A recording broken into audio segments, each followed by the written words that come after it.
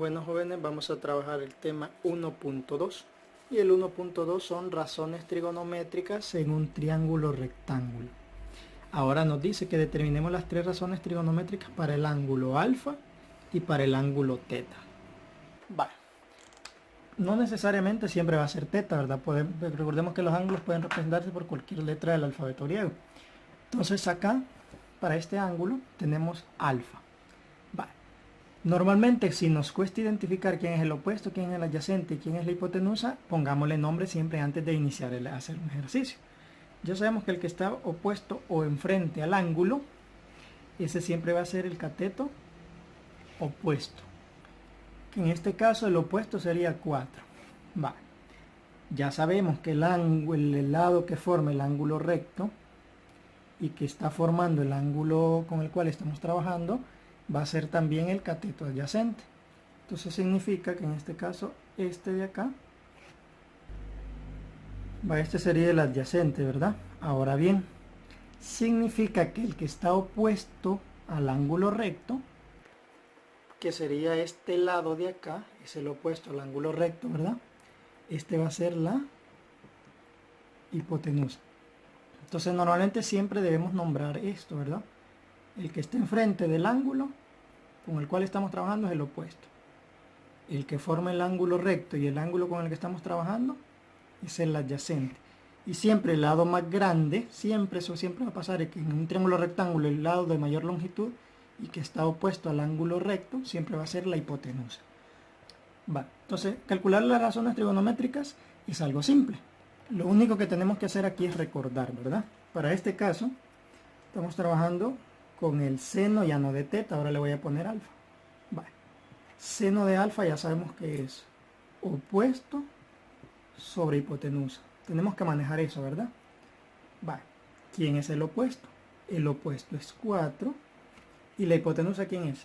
Es 5. Entonces, el seno de alfa es 4/5. Ahora vamos con el coseno. El coseno de alfa, recordemos que es adyacente sobre hipotenusa. Para este caso, el adyacente es 3 y la hipotenusa es 5. Entonces el coseno de alfa es 3/5. Y por último nos pide la tangente de alfa. Para la tangente recordemos que es igual a opuesto sobre adyacente. ¿Y quién es el opuesto? El opuesto es 4 y el adyacente es 3. Entonces la tangente sería 4/3. Y eso es todo lo que tendremos que hacer. Vamos a ver el segundo ejemplo. Primero vamos a hacer el mismo proceso que en el anterior. Vamos a nombrar cada uno de los lados. En este caso acá tenemos el ángulo teta. ¿Quién está enfrente de ese ángulo teta? Es 4. Entonces este es el opuesto. Este es el lado más grande y que está opuesto al ángulo recto. Desde ese momento yo sé que es la hipotenusa.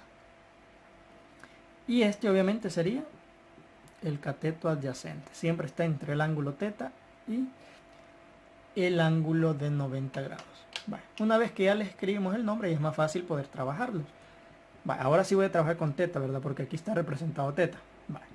Recordemos siempre, seno de teta es opuesto sobre hipotenusa. ¿Y quién es el opuesto? El opuesto es 4 y la hipotenusa es 2 raíz de 13.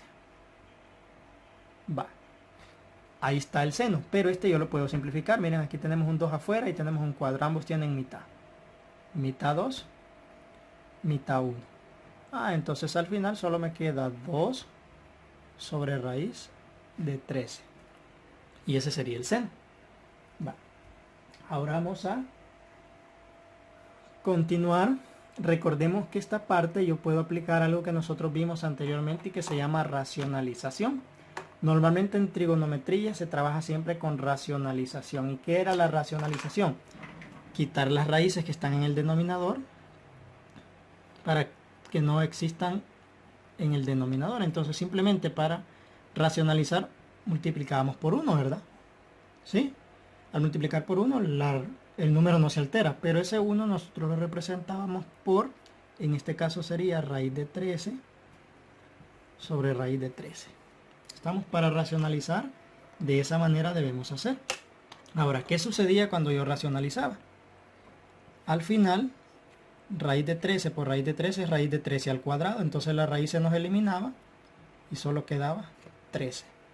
Y 2 por raíz de 13, pues es 2 raíz de 13.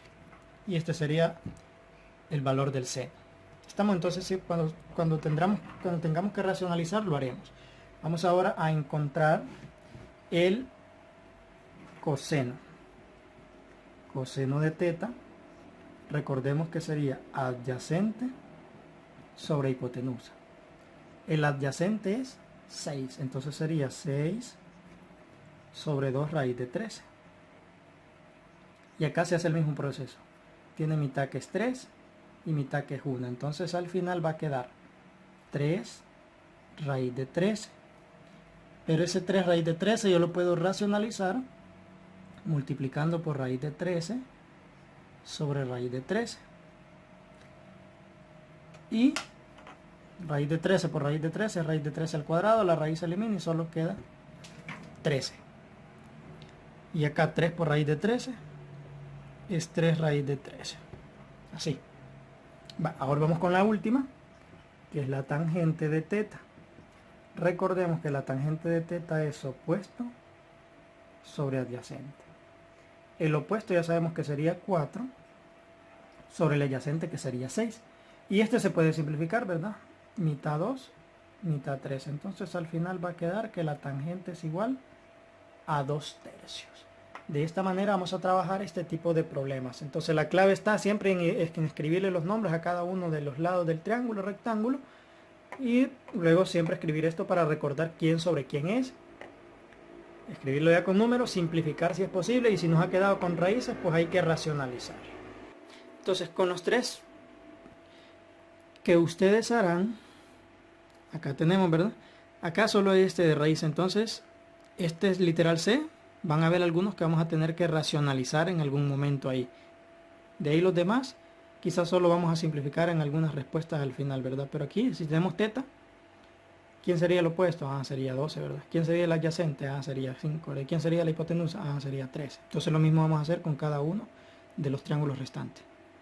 Aparte de encontrar las 3 razones trigonométricas.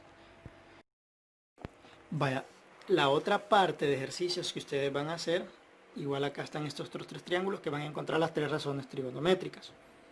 Aquí tenemos teta, entonces quiere decir que nuestro cateto opuesto es este, ¿verdad? Siempre que veamos raíz va a haber algún momento, puede ser alguno que se va a racionalizar, ¿verdad? Pero normalmente, por ejemplo, este, como es opuesto sobre hipotenusa, la raíz ya de un solo va a quedar arriba, entonces este no se va a racionalizar. Igual acá, ¿verdad? Este será el cateto adyacente, entonces no va a quedar debajo, ¿verdad? Solo quedaría debajo cuando se obtenga la tangente. Y acá sí va a ser necesario racionalizar en algún momento, ¿verdad? Pero si teta está acá, entonces es el opuesto, el adyacente y la hipotenusa. El problema número 2 que ustedes van a hacer, aquí van a tener que hacer una demostración. Dice que se definen las razones trigonométricas, estas otras 3, miren, ya conocemos el seno, coseno y tangente. Ahora vamos a conocer la cosecante, la secante y la cotangente de un ángulo agudo teta, denotadas por cosecante se va a abreviar CSC, secante se va a abreviar SEC y cotangente se va a abreviar COT respectivamente. Y nos dice que la cosecante es igual a hipotenusa sobre opuesto. Si nosotros nos percatamos de quién es opuesta entonces la cosecante, hipotenusa sobre opuesto. Si nosotros nos fijamos, el seno es opuesto sobre hipotenusa, mientras que la cosecante es hipotenusa sobre opuesto. Entonces ahí podemos definir, ¿verdad?, que la cosecante es la recíproca del seno. ¿Por qué? Están invertidos, ¿verdad? Numerador y denominador.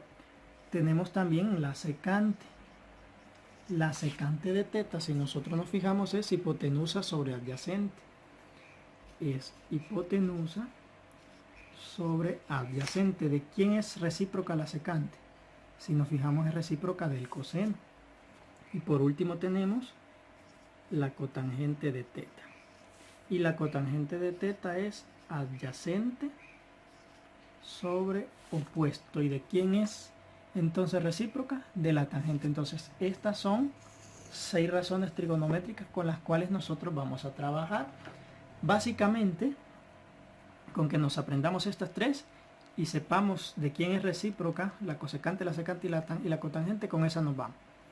Seno es opuesto sobre hipotenusa. La recíproca es el coseno, entonces al revés va a ser hipotenusa sobre opuesto.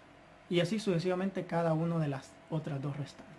Entonces, acá dice que van a encontrar ustedes las razones trigonométricas cosecante, secante y cotangente para los triángulos del problema 1.